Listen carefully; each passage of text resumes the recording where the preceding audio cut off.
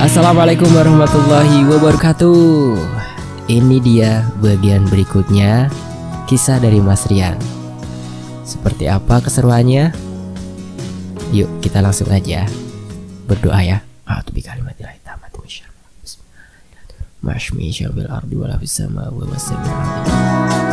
Allahumma sholli ala sayyidina Muhammad sallallahu alaihi wasallam. Oke teman-teman, ini dia selengkapnya.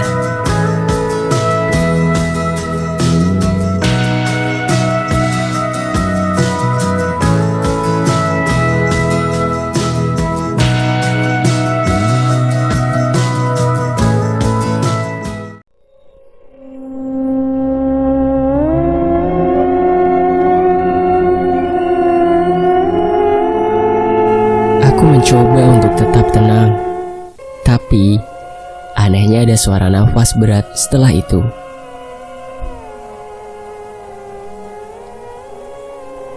Aku tak bisa menahan dan ingin membuka mata. Dan saat membuka mata, ternyata di sampingku sudah terbaring sosok Om Wowo yang sedang tidur di sampingku. Aku dibuat sangat terkejut karena muka Om Wowo tepat berada di depan wajahku saat aku menengok ke arah samping. Bah, tolong bah, ini gimana sih? Peliharaan bah malah ngikut nimbrung di sini. Aku meminta tolong dengan kesalnya. Ada apa lagi sih? Orang masih pagi gini masa ia takut? Kan gak gelap-gelap banget, ucap Bah Margono santai. Bukan takut sama gelap, Mbah. Ini loh temannya Mbah Margono. Kenapa ikut tidur di sini sih? Sambil menunjuk peliharaan Mbah Margono. Walah, itu toh. Ya udah, Mbah suruh pergi dulu. Mbah juga bakal di sini nungguin kamu biar kamu gak takut, ucap Mbah Margono santai. Setelah Mbah Margono menyuruh peliharaannya pergi, aku pun kembali merebahkan badanku di kasur yang sudah disiapkan oleh Mbah Margono. Beliau juga ikut di kamar ini, namun Mbah Margono menungguku dengan posisi duduk bersila dan menutup mata juga. Aku mencoba memfokuskan diriku untuk serileks mungkin. Aku mulai memejamkan mata dan mengatur nafasku. Semua terasa hening, hanya ada suara burung yang berkicauan di pagi hari. Aku terus mencoba fokus dan tidak menghiraukan cuitan dari para burung yang sedang asik bernyanyi itu. Memang sedikit mengganggu saat kita mencoba untuk fokus walau cuitannya itu merdu. Perlahan suara burung itu mulai memudar dan perlahan mulai hilang berganti dengan ruangan yang sepi, hening. Saking sepinya, sampai yang terdengar kali ini adalah suara nafasku dan suara nafas Mbah Margono. Wah, pikirku aman ini. Suara nafas Mbah Margono masih ada. Kalau hilang kan bisa bikin geger satu kampung, karena sesepuhnya hilang satu. Karena aku berpikir demikian, membuat konsentrasiku buyar. Kembali aku mendengar suara burung-burung berkicau. Siap, karena pikiranku yang selalu nyeleneh, jadi harus ngulang lagi konsentrasiku, gumamku dalam hati. Suara burung kembali perlahan memudar dan kembali hilang dari pendengaranku. Ruangan kembali menjadi sepi dan kembali hanya terdengar suara nafas kami berdua. Dan saat sedang fokus dan berusaha setenang mungkin, terdengar suara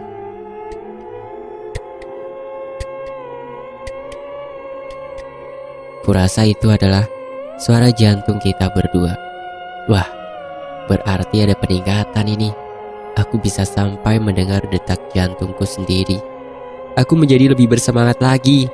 Aku terus mencoba setenang mungkin, dan kali ini aku mendengar lagi suara.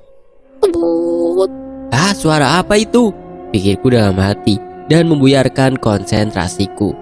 Tak lama setelah suara itu terdengar, kali ini hidungku bereaksi mencium bau tidak sedap, seperti bau sesuatu yang sangat busuk. Tak terasa hidungku mengendus-endus bau tak sedap ini. Lama-kelamaan bau ini tercium sangat tidak enak. Dan tak berselang lama kembali suara itu terdengar. Ya, kali ini terdengar lebih kecil dari yang tadi. Tunggu, sepertinya aku mengenal suara itu. Sial, bau yang keluar sekarang malah lebih busuk dari yang pertama. Karena tak kuat, aku membuka mataku dan segera membuka jendela kamar itu dan membuka pintu untuk keluar, meninggalkan Mbah Margono yang masih duduk bersila di sana dengan tenang dan sok kuat dengan bau ini.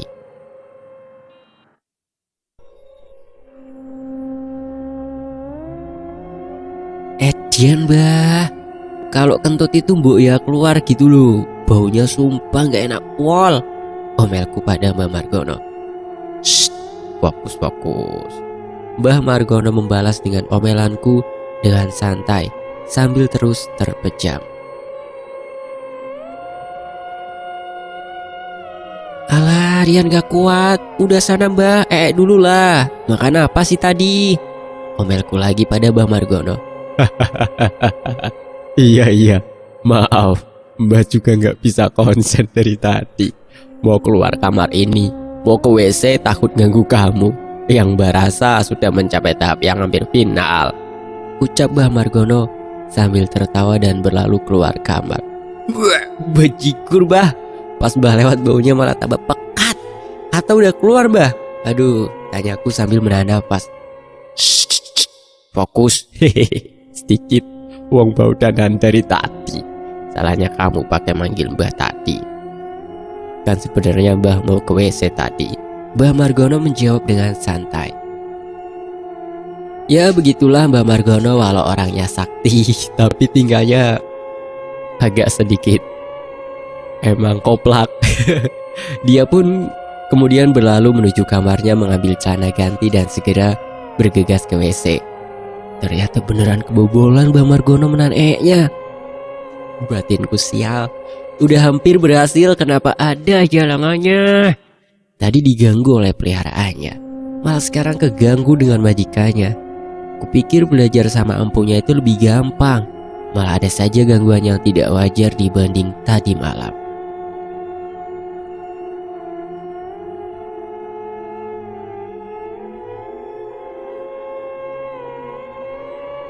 Karena bau di dalam kamar sangat tidak mengenakan, aku berinisiatif mengambil kipas angin di ruang tengah untuk aku bawa ke kamar di mana aku berlatih supaya bau yang diciptakan oleh orang tersakti di kampung ini keluar dengan segera dan diganti dengan udara segar pagi hari. Aku bawa kipas angin ke kamar tersebut dan saat di dalam, bau itu masih sangat kental aku rasakan. Aku segera mencari colokan listrik untuk menghidupkan kipas angin ini. Aku melihat di dekat bekas Mbah Margono duduk ada colokan listrik. Aku bawa konektor kipas angin ke colokan listrik tersebut. Setelah aku colokkan, aku merasakan bau dari Mbah Margono itu sangat menyengat di sini. Kulihat di atas bekas Mbah Margono duduk tadi ada sesuatu berwarna coklat. Entah apa. Namun saat aku coba menunduk dan mendekat ke sesuatu berwarna coklat itu, jelas dari situ dan sudah pasti tembakan Mbah Margono tadi tembus. Aku sampai mual dan langsung keluar dari kamar itu setelah aku hidupkan kipas anginnya. Untung bekas Mbah Margono tadi tidak aku coba sentuh. Wah, bisa tetanus nanti kalau sampai kena tanganku. Aku di luar kamar sampai kesusahan menahan rasa maluku. Beberapa kali isi perutku seperti meronta ingin keluar karena bau tadi sangat menyengat dan sangat dekat dengan hidungku. Dan di saat aku sedang menahan dan mengatur rasa mualku, tiba-tiba dari arah belakangku terdengar seseorang berkata, "Ian, kenapa kamu? Hihihi, kasihan amat." Sosok di belakangku bertanya, Gila itu Mbah Margono, masa cepirit waktu lagi latihan sih?" Aku menjawab sambil terus menahan mual. "Hahaha, yang sabar ya Yan, punya guru seperti itu." Sosok itu berkata padaku. "Ya walau koplak, mau gimana pun dia yang selalu membantuku." Aku menjawab sambil berbalik arah. Dan saat aku berbalik arah, Betapa kagetnya. Sosok dengan sosok yang aku lihat. Sesosok cewek dengan pakaian khasnya berwarna hitam dengan wajah cantik 11-12 dengan Sinta. Tapi jelas ini bukan dia. Kalau Sinta pasti nongolnya udah nggak karuan, alias pasti ada saja yang akan dilakukan. Hai, apa kabar? Gimana? Hampir 1 tahun gak ketemu. Ada peningkatan kah? Aruna bertanya kabar padaku. Mana? Di mana Sinta? Apa dia ikut bersamamu, Aruna? Tanpa menjawab pertanyaannya, aku menanyakan Sinta. Hahaha, aku tanya kabar, kenapa kamu malah tanya si centil itu? Dia tidak ada di sini. Nanti kalau sudah waktunya bakal ketemu lagi kok, jawab Aruna sambil tertawa. Tapi dia sebenarnya ada di mana? Kenapa selama ini dia tidak menampakkan wujudnya padaku? Jangankan menampakkan, memberitahuku posisinya saja sekarang tidak pernah, tanyaku pada Aruna. Dia lagi ada di suatu tempat, tenang saja. Selama dia tidak ada, aku yang akan menemanimu, menggantikan Sinta. Ini pun karena dia yang minta. Maaf ya, selama hampir 1 tahun juga aku meninggalkanmu. Aku juga lagi cari sosok manusia yang sepertimu. Gak mau kalah aku sama Sinta yang bisa menemani kamu. Hihihi, jawab Aruna. Tak berapa lama setelah Aruna muncul, Mbah Margono pun kembali lagi dengan celana barunya yang sudah tidak bau ampas. Mbah Margono juga sedikit terkejut dengan kehadiran Aruna. Tak menyangka sosok Aruna kembali terlihat setelah hampir 1 tahun pergi. Dengan adanya Aruna di sana, Mbah Margono menanyakan padaku, apakah ingin kembali melanjutkan latihannya lagi atau mau dilanjutkan besok saja? Aku sebenarnya ingin melanjutkan latihanku, namun Aruna mengatakan tidak usah dan memintaku untuk tidak usah melanjutkan latihan itu karena dia tahu aku latihan itu hanya untuk bertemu dengan Sinta. Dia mengatakan kalau Sinta akan menemuiku lagi kalau sudah di waktu yang tepat. Sinta akan marah jika aku memaksakan untuk bertemu dengannya, dan bahkan dia akan pergi untuk selamanya jika aku terus memaksa.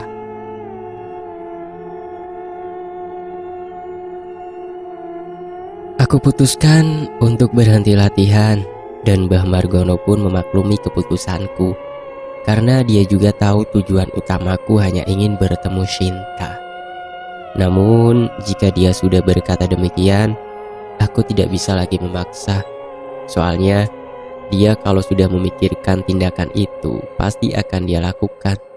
Tahu sendiri sifatnya seperti apa, susah diatur. Dan akhirnya aku dan Mbah Margono hanya ngobrol-ngobrol di ruang tamu milik Mbah Margono. Ada banyak hal yang kita obrolkan, dari hal yang penting sampai hal yang bisa bilang tidak perlu diobrolkan sama sekali. Perasaan kangenku pada Sinta sedikit terobati akan hadirnya Aruna, karena dia memiliki fisik dan bentuk wajah yang hampir sama dengan Sinta. Namun dia tidak bisa dan selalu standby terus di sampingku setiap saat. Dia akan datang kalau aku memang benar-benar membutuhkannya. Aku tak bisa bernego dengan Aruna, makanya aku hanya nurut yang dia katakan. Singkat cerita, hari Minggu pun selesai dan berganti dengan hari Senin. Seperti biasa, aku berangkat kerja jam 6:30 pagi dan segera bergegas karena akan ada upacara rutin hari Senin. Seperti biasa, setiap hari Senin pasti ada amanah dari pembina. Dan saat itu juga pasti ada siswa atau siswi yang pingsan karena amanahnya yang diberikan cenderung lama. Dan seperti biasa pula aku dan Bu Dwi standby untuk mengangkat anak-anak yang pingsan itu. Kali ini ada 2 anak yang pingsan, tapi kali ini aku menunggu di ruang UKS, tidak sendiri, tapi ditemani oleh Mbak Ana.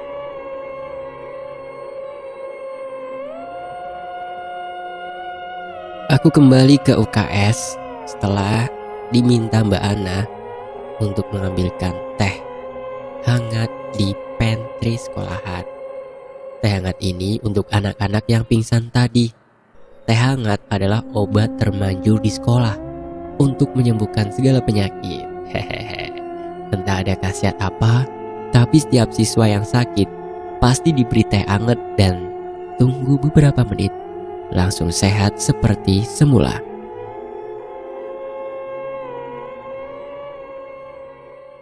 Setelah mengambilkan teh hangat, aku kembali menunggui siswa yang pingsan ini bareng dengan Mbak Ana.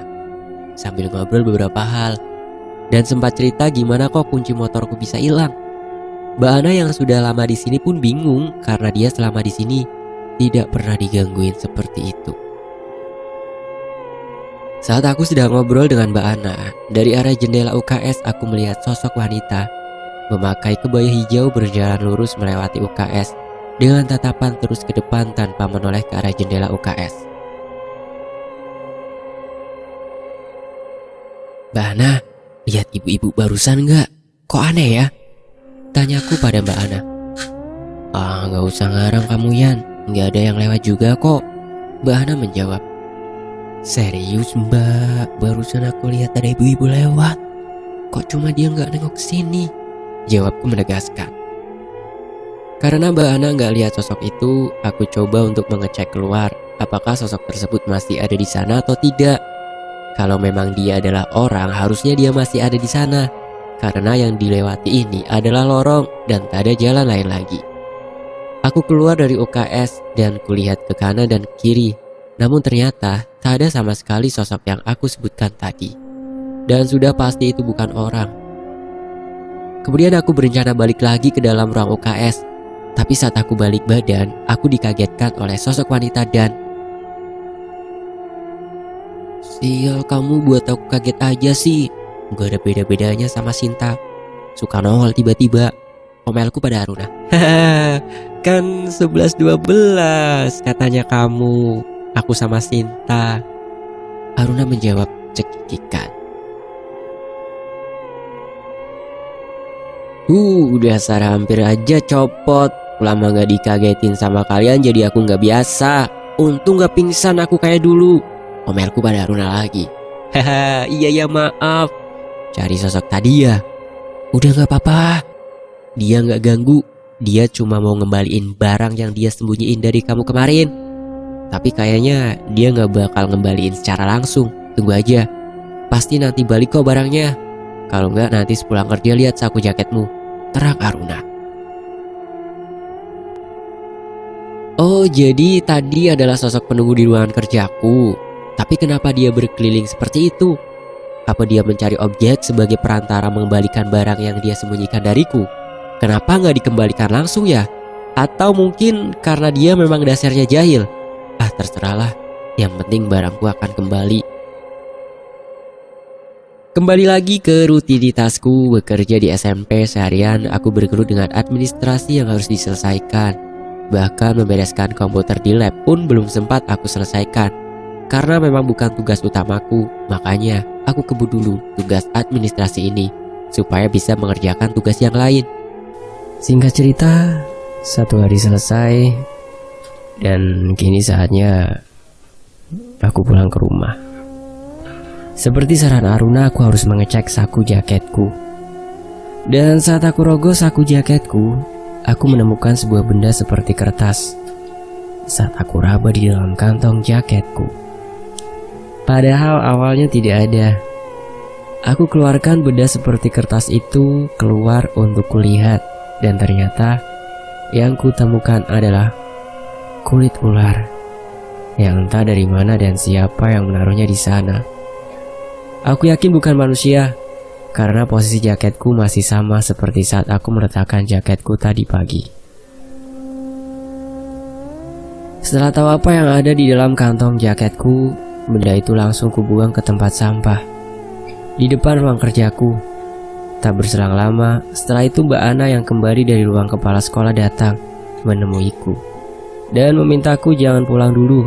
Kebetulan juga sekolah ini akan ada akreditasi. Makanya beberapa hari ini kita sering ngebut ngurus administrasi yang ada dan segera melengkapi. Dan kata Mbak Ana, masih ada beberapa berkas yang perlu dilengkapi. Dan ini tidak bisa diundur karena kita dapat jadwal akreditasi besok pagi. Dengan berat hati, Aku kemudian kembali ke posisi bekerja lagi dan segera membantu Mbak Ana apa saja yang masih kurang untuk keperluan besok akreditasi. Mbak Ana meminta segera disiapkan data beberapa aset dan data alumni sekolahan dari tahun 2012 sampai sekarang. Mencari data seperti inilah yang paling aku tidak suka. Aku harus pergi ke gudang untuk mencari data yang dibutuhkan.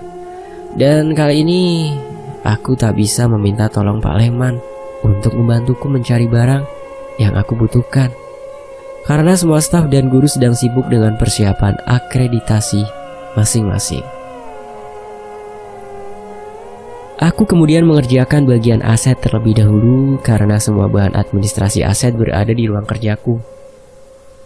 Jadi bisa lebih cepat diselesaikan daripada harus mencari data alumni, dan aku tidak tahu tempatnya di sebelah mana. Setelah beberapa jam aku mengerjakan administrasi aset yang kita punya dan harus cocok dengan data yang akan diberikan besok, aku lihat Mbak Ana masih sibuk input beberapa nilai dan mengurusi data-data siswa. Jam sudah menunjukkan pukul 4:04 sore. Aku belum menjalankan sholat asyar. Oleh karena itu, setelah masalah administrasi aset aku sempatkan untuk sholat terlebih dahulu. Mbak, aku sholat asar dulu ya. Mbak Ana mau sekalian gak? Tanyaku pada Mbak Ana. Bentar Yan, aku nyelesain ini dulu, tanggung.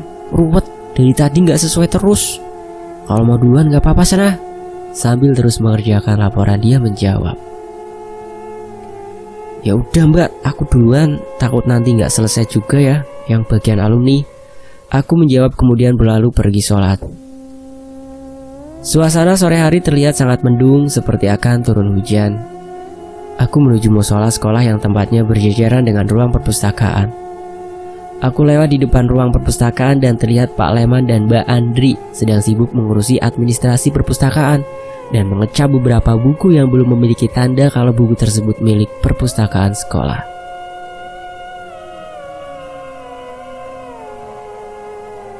Pak Leman, mau jadi supir nggak? Atau udah? Tanyaku pada Pak Leman. Supir di sini ya, maksudnya supir di sini itu imam sholat. Kata itu biasa aku gunakan saat mengajak Pak Leman sholat. Wah, ya udah barusan sama Mbak Andri. Takut nggak selesai nih garapannya, jawab Pak Leman sambil mengerjakan tugasnya. Oh ya udah, aku tak sholat dulu ya. Aku berlalu pergi. Hati-hatian, jangan kaget kalau ada yang jadi makmum. Mbak Andri berkata dari dalam ruangan. Aku menghiraukan kata-kata Mbak Andri. Dia emang suka menggodaku, mentang-mentang aku paling muda di sekolahan ini. Aku pun langsung mengambil air wudhu setelah sampai di musola. Setelah selesai berwudhu, aku pun beranjak memasuki musola yang masih dalam keadaan gelap karena cuaca mendung. Dalam hati aku berpikir, kenapa sih Pak Leman gak biarin aja lampunya nyala? Sedikit ngeri emang, walau ini tempat ibadah. Kalau dalam ruangan sedikit gelap ini, apalagi tempatnya sedikit luas dengan cahaya yang minim. Aku mencoba mencari saklar lampu untuk menyalakan lampu dan ketemu. Namun saat aku coba nyalakan, yang berhasil menyala hanyalah lampu yang posisinya ada di ruangan imam saja.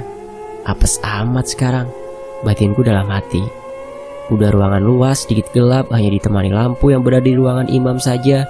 Itu pun hanya lampu yang memiliki watt kecil. Jadi tidak begitu membantu. Tanpa pikir panjang, aku langsung mengerjakan sholat saja daripada nanti waktu tambah sore dan ruangan tambah gelap, malah gak jadi sholat. Aku pun memulai sholatku. Rakaat pertama dan kedua masih aman. Tidak ada gangguan dan semoga saja seperti ini terus hingga aku selesai sholat. Namun di rakaat ketiga aku mendengar suara dan merasakan seperti ada orang yang mengetuk pundakku. Karena aku masih dalam keadaan sholat, pikirku pasti ini ada salah satu guru yang ikut sholat berjamaah di belakangku. Aku merasa tenang di sini karena ada seseorang yang mengikutiku sholat. Dan sampailah di bagian akhir sholatku, salam terakhir sudah aku lakukan. Aku tidak langsung menengok ke belakang karena pasti yang menjadi makmumku belum selesai sholat. Lalu kemudian aku lanjutkan dengan berzikir dan berdoa. Anehnya, selama aku berdoa dan doaku ini bisa dibilang cukup lama, aku tak mendengar suara orang melakukan gerakan sholat ataupun orang mengucapkan salam tanda sudah selesai sholat. Ngomong-ngomong, dengerin video ini udah pada sholat belum? Sholat dulu ya. Oke, lanjut. Aku yang udah selesai berdoa dan berzikir kemudian menoleh ke belakang dan hendak pergi karena aku sudah selesai melaksanakan kewajibanku. Namun, aku sangat kaget karena ternyata tak ada seorang pun di belakangku yang mengikutiku sholat. Yang kulihat hanyalah ruang musola yang gelap dan luas di belakangku. Tanpa pikir panjang, aku berlari keluar dan segera balik ke ruang kerjaku. Aku berlari ke arah ruang perpustakaan dengan terengah-engah karena berlari. Aku juga belum sempat memakai sepatuku. Pak Leman dan Mbak Andri yang ada di sana kebingungan dengan tingkahku yang tiba-tiba datang dengan kondisi panik. Pak Leman menanyaiku kenapa lari-lari. Aku hanya bisa bilang tidak ada apa-apa dan langsung memakai sepatu, kemudian kembali ke ruanganku. Mbak Ana masih fokus dengan kerjaannya. Aku yang harusnya melanjutkan mengerjakan administrasi alumni merasa sedikit enggan untuk mencari data di gudang administrasi. Mbak, udah hampir selesai belum? Aku dibantu cari data alumni di gudang yuk. Aku belum paham letak-letaknya, pintaku pada Mbak Ana. Bu ambil sendiri aja Yan. Aku belum selesai nih. Masih ada beberapa data yang harus diinput. Belum nanti ada garapan yang itu belum diinput juga. Mbak Ana menolaknya. Ya juga ya Mbak. Ya udah deh, aku ambil sendiri. Tapi letaknya di mana Mbak? Aku menanyakan letak berkas yang dibutuhkan. Setelah Mbak Ana memberitahu tempat di mana aku harus mengambilnya, aku juga meminta kunci gudang yang berada di Mbak Ana karena dia yang bertanggung jawab oleh gudang itu. Tak lupa aku membawa cincin yang diberikan Mbah Margono. Mungkin tidak perlu membawa cincin yang diberikan Bapak.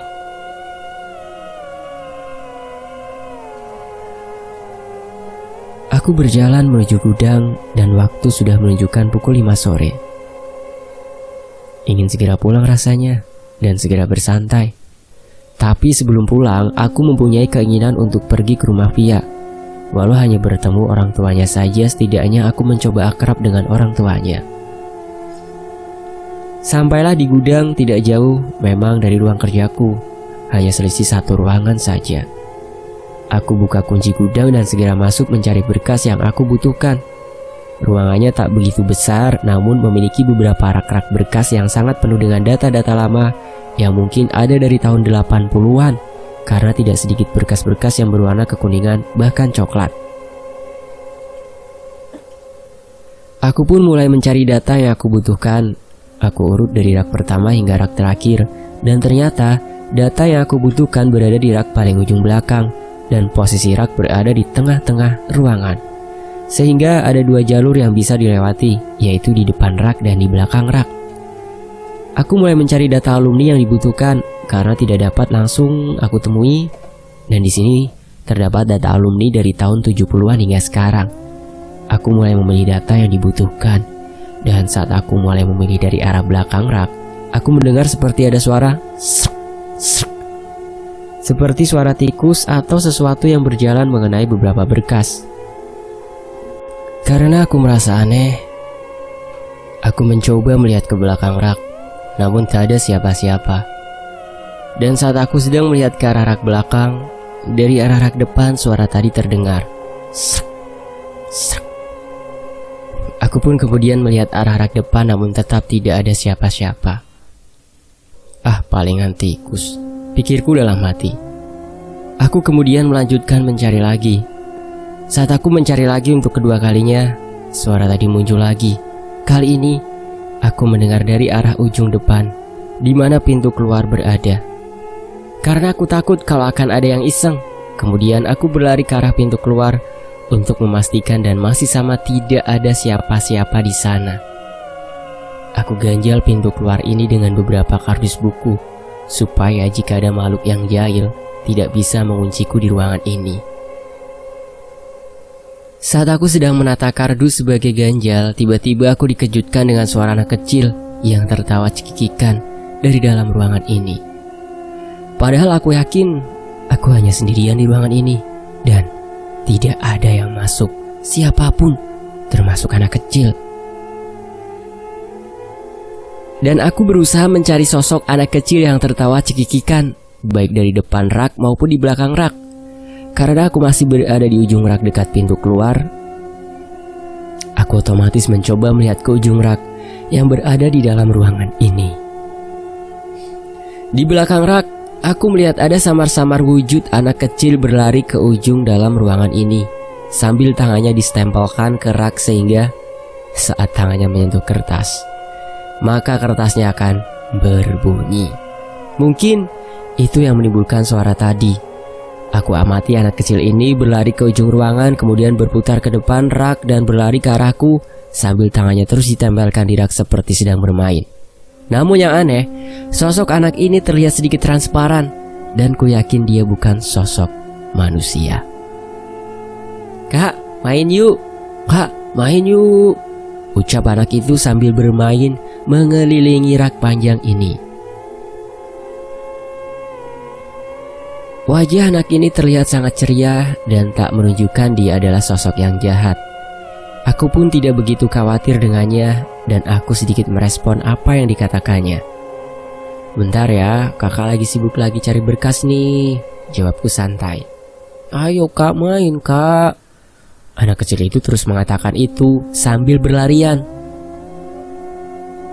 Aku yang sedang terburu-buru dengan tegas ini tak bisa meladeni anak kecil ini untuk bermain. Aku pun nyuekin anak kecil ini, namun anak kecil ini terus berlari sambil mengatakan kalimat yang sama mengajak main. Aku terus memilih dan mencari data-data alumni yang memang aku butuhkan. Beberapa data sudah aku temukan, tinggal mencari data alumni paling lama yang tadi dibutuhkan. Kulihat anak kecil itu terus berlari hingga akhirnya saat dia berlari melewatiku, kulihat larinya tidak seperti tadi dan kata-katanya tiba-tiba melirih alias mengecil dan tampak olehku dia berhenti berlari. Aku sedikit bingung kenapa dia berhenti berlari, atau dia marah. Sosok anak kecil itu pun berbalik arah dengan tatapan sedikit marah dan berkata, "Kak, main.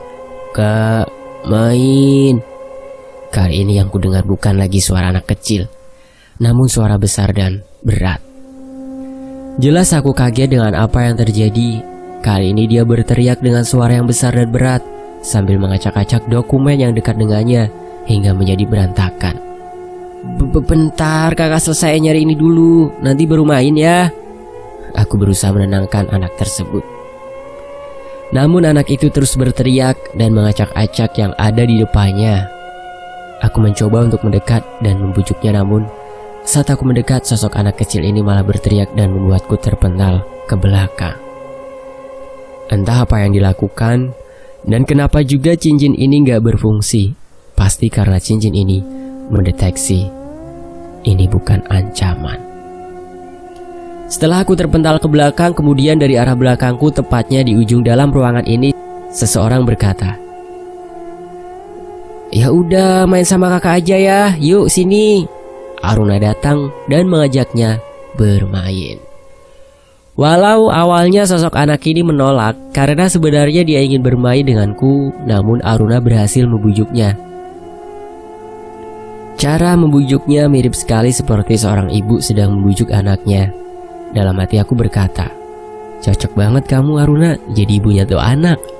Sepertinya Aruna mendengar perkataanku dan melihatku dengan ekspresi sebalnya dan berkata, "Udah sana buruan cari dan selesaikan tugasmu, kemudian pulang." Aku pun menurut dengan apa yang diperintahkan Aruna. Aku memang harus buru-buru supaya pulangnya tidak terlalu lama. Setelah aku mendapat apa yang aku butuhkan, aku kembali ke ruanganku dan menutup ruang gudang, membiarkan Aruna bermain dengan anak itu di dalam. Aku kemudian kembali ke ruanganku untuk menyelesaikan tugasku. Mbak Ana pun masih terus mengotak-atik pekerjaannya yang dari tadi belum selesai. Karena memang pekerjaan Mbak Ana ini bisa dibilang yang paling repot di antara staf sekolah yang lainnya. Dia harus bisa membackup banyak hal. Singkat cerita, semua sudah siap dan tinggal menunggu besok untuk diakreditasi. Aku pun berpamitan pada Mbak Ana terlebih dahulu karena waktu sudah menunjukkan jam 8 malam. Kedua orang tuaku pasti sudah menungguku di rumah. Aku pergi ke parkiran dan segera menghidupkan motorku dengan kunci cadangan karena kunciku masih belum dikembalikan oleh sosok itu dan aku juga belum sempat mencari sesuai yang ditunjukkan oleh Via. Aku tidak langsung pulang ke rumah.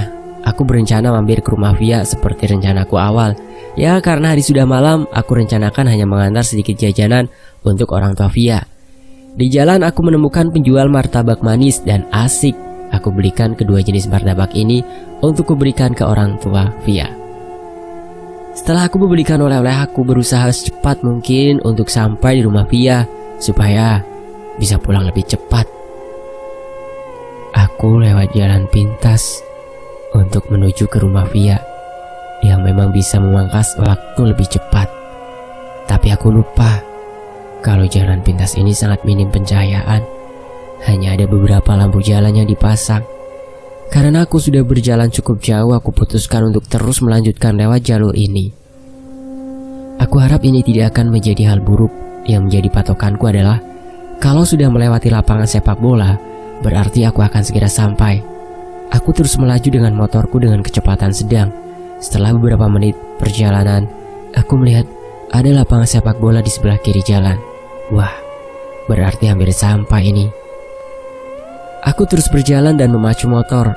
Setelah beberapa menit berjalan, aku merasa sedikit aneh. Kenapa tidak seperti biasanya ya? Memang malam ini terlihat sangat pekat daripada malam biasanya. Aku teruskan berjalan ke depan. Setelah beberapa menit kemudian, aku melihat ada. Kira-kira Mas Rian melihat apa ya? Cari tahu di bagian berikutnya. Saya pamit undur diri. Terima kasih teman-teman. Terima kasih Mas Rian ya. Apresiasi setinggi-tingginya buat Mas Rian. Dan sampai jumpa di bagian berikutnya. Wassalamualaikum warahmatullahi wabarakatuh.